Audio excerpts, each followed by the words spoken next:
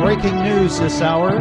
Governor Tim Pawlenty dealt a very big setback today in court as a temporary restraining order was issued saying that what the governor has done here with unallotment is temporarily restrained and has been termed unconstitutional by one of the judges. That means, well, we're not quite sure what all that means. It means at least the people who filed the suit are going to be able to have their money until March 1st, which is how long this temporary restraining order is in effect, or until the governor or the legislature acts to change anything.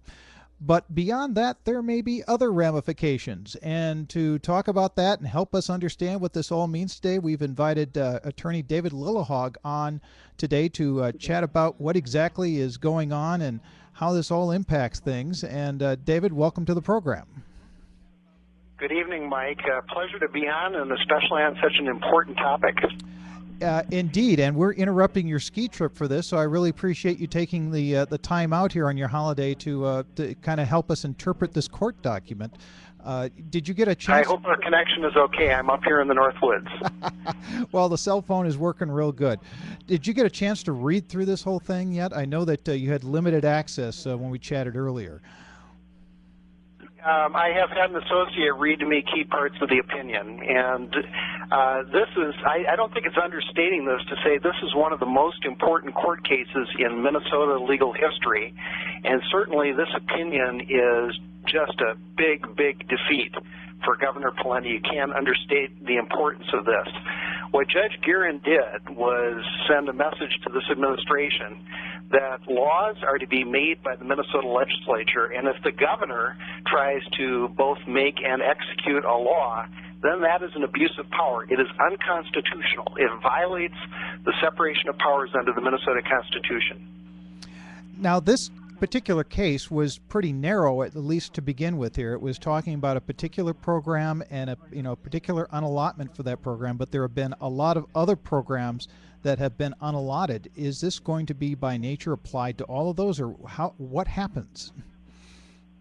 It should be applied to all. Now, one of my great disappointments is that there are so many organizations that have been affected negatively by unallotment that were intimidated. They did not want to take on the governor. Instead, 6 poor people represented by Mid-Minnesota Legal Services, Legal Aid, started this lawsuit. These were 6 people who had doctor-prescribed supplemental diets, and Governor Pawlenty and the Human Services Commissioner, I think, cruelly cut that program. And so those 6 people filed the lawsuit. In my judgment, Judge Gearin's decision is sufficiently broad to call into question the entire unallotment scheme that this governor perpetrated. And it's now my hope that there will be many, many organizations, including our institutions of higher education, our schools, and a number of human services programs that should now try to intervene in this lawsuit and seek the same relief that was granted to these 6 people. Let me read here a statement from Governor Pawlenty that came out just a few minutes ago on this whole lawsuit and the decision that, well, the temporary restraining order. It says, quote, "We are disappointed in the judge's decision. We are weighing all of our options, including appeal, reestablishing unallotments under the current forecast, potential legislative action, and other options." What could the governor do here? I mean, what are his options now that this has come out? I'm expecting that he will appeal this decision because the ramifications of it are so wide-ranging. When a court says that the governor has abused its power, said that in so many words, then I think the governor is going to try to take it up the chain. It could go directly to the Minnesota Court of Appeals, or actually, and when there are decisions of sufficient importance, they can go directly to the Minnesota Supreme Court. That will be something he and his legal counsel are weighing. By the way, I should mention his legal counsel include his general counsel in his office, but also the Minnesota Attorney General's office. I'm hoping that this decision will cause the Minnesota Attorney General to abandon Governor Pawlenty as a client, and I'm hoping that the Minnesota Attorney General herself will say that unallotment is unconstitutional and that what the governor did was an abuse of power. the Minnesota Attorney General being Lori Swanson, a Democrat, that may have some weighing in on this. I don't know how that works exactly, being a partisan office, supposed to be acting in nonpartisan ways. I was shocked to see, Mike, at the hearing on this motion for temporary restraining order that the governor was represented both by his own attorney and by the Attorney General. That concerned me a great deal. After all, this is a separation of powers dispute between the governor and the legislature, and I don't think the Attorney General should have sided with the governor, and I hope that she won't going forward, especially now that a court has said that what the governor did was illegal. I'm sure that the Attorney General's office is probably going to be re-examining that in the near future. So how fast might things go here? Because we've got several things in motion here. We've got a legislature that's going to reconvene in a month. We have a court date that's set for March 1st to hear, the defendant's motions in this case.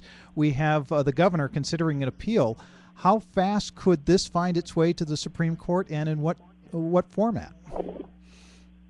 Well, by the way, Judge Gearin set March 1 as the date for the next hearing in the case, which to me is an unmistakable message that she is highly confident and comfortable with her decision, and she is going to wait until the Minnesota legislature convenes and has some time to get to work before she does any further. And I thought that's just a very smart and appropriate thing to do. As to how fast the governor could appeal this, well, Mike, as you saw during the U.S. Senate election contest, once an appeal is filed to our appellate courts, they can move things along very quickly.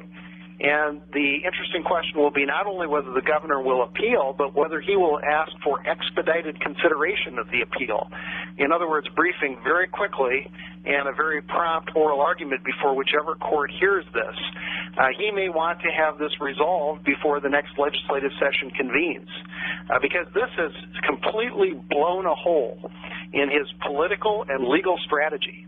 Let's remember that one of his talking points out on the national campaign trail, as he seems to be running for president, is that he's faced down the Minnesota legislature and, in fact, took executive action to force a balanced budget, even though he was the one who signed the appropriations bill. So it is difficult to understate the magnitude of the defeat for this governor, and he's probably going to have to take some action pretty quickly.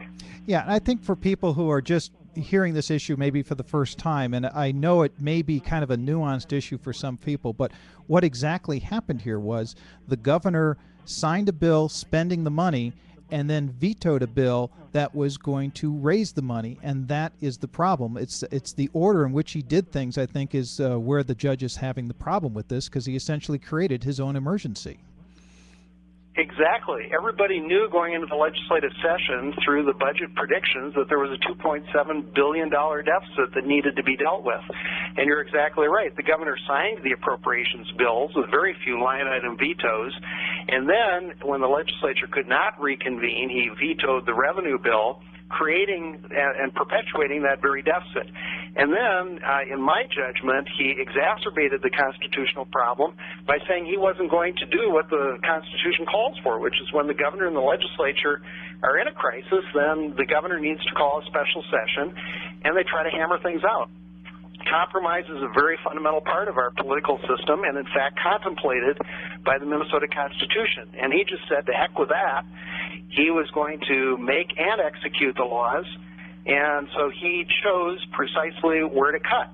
And these weren't just cuts, by the way. I mean, he was making very substantive choices to reduce, for example, the renter's tax credit, to cut off very particular programs in the Department of Human Services, and I think to do a number of things that really showed an arrogance of power and an abuse of power. David, I'm going to ask you to take off your lawyer hat for a moment and put on your political observer hat, because I know you have one of those as well. During the legislative session, Margaret Anderson Keller, or I should say right afterwards, the Speaker of the House, she was criticized by people within her party and outside of the party, saying, well, she didn't handle this well. She should have anticipated what the governor was going to do. Now that what the governor did is proving to be illegal, apparently, do you think that's going to improve her standing in the race for governor? I don't know. I think it was very difficult to foresee that a governor would abuse power to this extent, because the unallotment statute had always been used before when there was an unexpected drop in revenues late in the biennium. And this unallotment, by the way, was about 10 times larger than any previous unallotment. So I'm very reluctant to criticize anybody for assuming that the governor would do that. Where I have been critical of Democrats is not stepping forward and responding forcefully to Governor Pawlenty's abuse of power.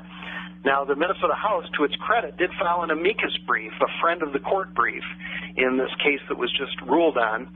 The state Senate did absolutely nothing. And really, nobody had the guts to step forward except legal aid on behalf of these 6 poor people. And now the fact they've had the courage to do that has been really vindicated.